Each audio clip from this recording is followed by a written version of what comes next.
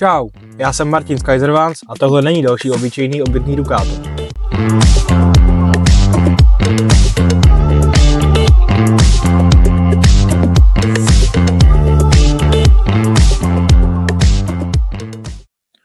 Čau, já jsem Martin z Kaiservans a dneska si ukážeme tuhle dodávku. Je to Fiat Ducato ve verzi L4H2, rok výroby 2023 s nejsilnějším naftovým motorem a s automatickou převodovkou. Začneme s venkovní výbavou, kdy klasicky na všech autech, co děláme, je elektrický schůdek. Jsou tady boční okna RV Style od Carbestu, jsou vlastně tónovaný, jsou zatmavený, není dovnitř tolik vidět a jsou designově hezký díky tomu, že nemají tak vysoký rámeček, to znamená, že tak nevykukou z toho auta.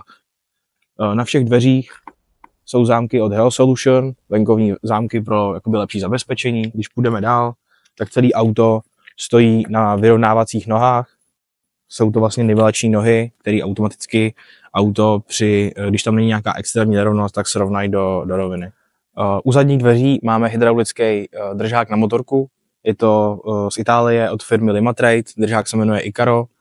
Je to vlastně celý hydraulický, dají se ty plošiny, s něma se dá jezdit nahoru a dolů pro snadné vyložení a naložení motorky. Plus se s celým držákem dá zase pomocí hydrauliky sjet do jiné polohy, aby se daly jednoduše otevřít zadní dveře a byl přístup do zavazadlového prostoru.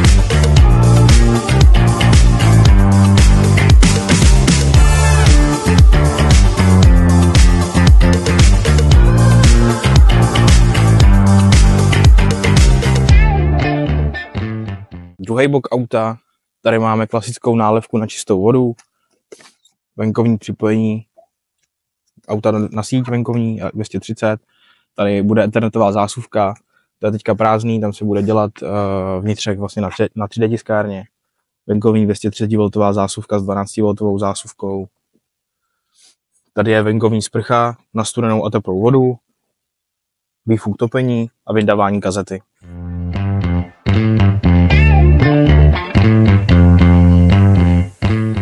Na střeše je nainstalovaný Starlink a anténa pro Peplink. Tuhle konfiguraci si navrhl sám zákazník, protože auto bude používaný taky jako pojízdná kancelář, zároveň jako na cestách.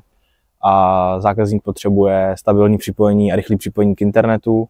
A co taková kancelář obnáší, si ukážeme vevnitř. Začneme od kabiny. Auto má v kabině 2 pilotní sedadla, každý z nich má 2 lokitní opěrky, obě sedadla jsou otočná. Má na všech oknech zatemnění od remisu, plisované rolety. Máme tady vlastně měchy, zadní náprava je na vzduchovém podvozku, dvouokruhovým a na obou dveřích jsou přídavný Hell Solution zámky, ovládaný zevnitř. Plus je tady 360 stupňový kamerový systém. Všechny okna jsou výklopná, každé okno má zatemňovací roletu i moskytéru. Zákazník si u nás jako čalounění vybral prošívanou koženku.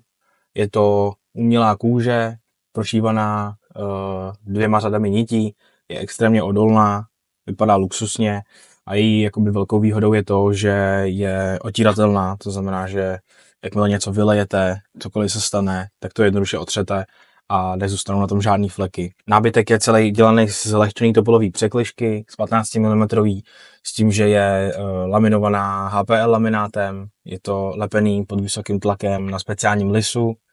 Je to taky materiál, který má extrémní odolnost, jak vůči tlaku, otěru, poškrábání, tak například proti vodě. Proto třeba celá koupelna může být dělaná jenom z těchto desek a nemusí se používat žádný závěs, který by vás otravoval při sprchování a lepil se na vás. To je vyzkoušená věc, my to ve svých autech z Kaiservans vlastně máme taky, cestujeme v tom a nikdy jsme s tím neměli žádný problém.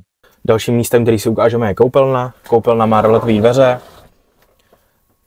je dělaná taky na míru, zákazník měl jasnou představu o rozměrech, už měl nějaký auto půjčený, už se to vyzkoušel, jak to funguje a měl jasně daný rozměr, jak má ta koupelna vypadat. Je to oddělený, sprchový kout je oddělený od koutu, kde je chemický záchod. Chemický záchod je tady od Tedfordu má elektrické splachování, keramickou mísu a je napojený vlastně na hlavní nádrž čisté vody. Je tady umyvadlo, ty oddělovací dveře, které oddělují ty dvě místnosti a nějaká klasická horní skřínka a ve stropě je ventilátor pro odvod vlhkosti. Chtěli jsme vyhovět specifickým požadavkům na umístění ovladačů světel, takže jsme tady poprvé využili vlastně bezdrátový ovladače s přijímačema všech LED světel. Dají se tady různé zóny ovládat z různých míst a je to taky docela zajímavý. Nikdy předtím jsme to nedělali, funguje to skvěle. Další místo, který si ukážeme, je kuchyň. Kuchyň je tady zase docela netradiční, nemá ani dřez, ani žádný plynový, naftový, elektrický vařič, není tady nic zabudovaného. Je to zase díky tomu, že to auto bude prostě využívaný nějakým způsobem specificky. Překáželo by to tady. Bude se tady vařit na vlastně jednoplotínce indukční desce, která se dá zapojit tady do zásuvky. Je tady varná konvice, mikrovlnka a 2 šuplíky. Plus má kuchyň vlastně rozšíření. Nad kuchyní je střešní okno 40x40, klasický moskytéra a rolety pro zatemnění. Nad kuchyní jsou ještě horní úložní prostory, klasická horní skřínka na nějaký hrníčky a cokoliv.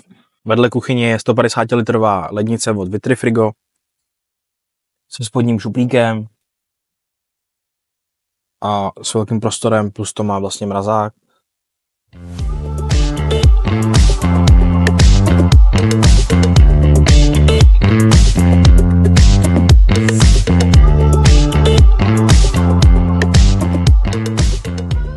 Si ukážeme místo, kde jsou ovládací panely, což je za mě to nejzajímavější, protože si tady budeme povídat trošku o výbavě tohle auta a o technologiích, které jsme tady použili. V tomhle autě je 12V litiová baterie o kapacitě 1650 Ah. Je to kapacita přesně spočítaná na to, aby i s nějakou rezervou tady prostě zákazník mohl nějakým způsobem fungovat bez přípojky a používat přitom všechny ty spotřebiče, o kterých jsme si říkali. Takže klimatizaci, vařit si na indukční desce, používat rychlovarnou konvici a tak dále. Tady je ovladač na ty nivelační nohy.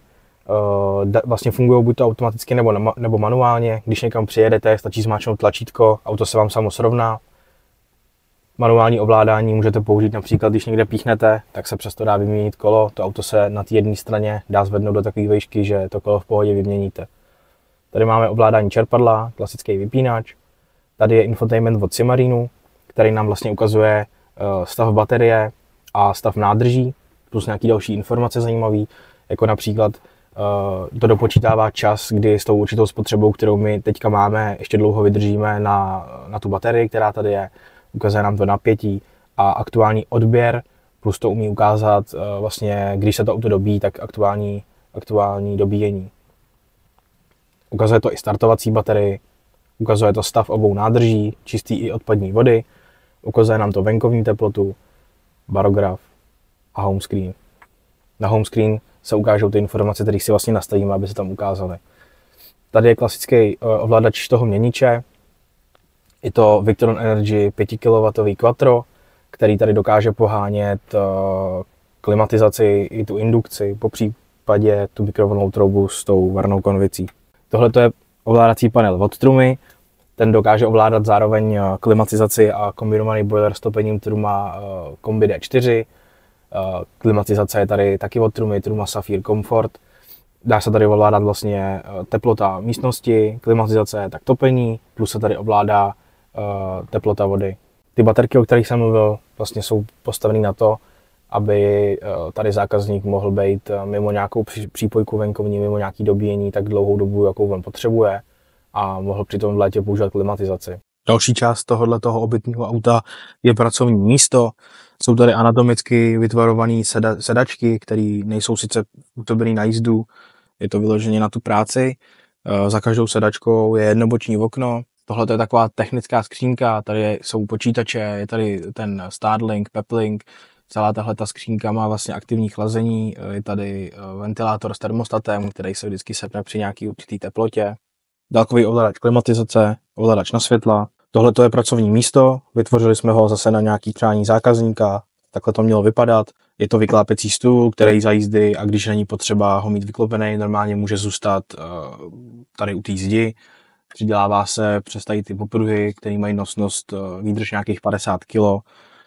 Má tady vlastně všechno potřebné, co si sám dodal, co potřebuje k práci. Postel je v téhle stavbě řešená na šířku s možností rozkladu i na podélný spaní.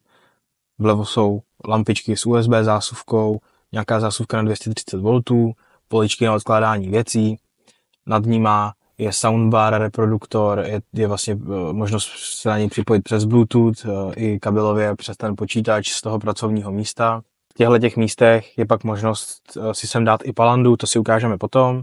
V pravém zadním sloupku je vývod klimatizace, nad ním je horní úložný prostor, 2 skřínky a v boku napravo je vývod topení.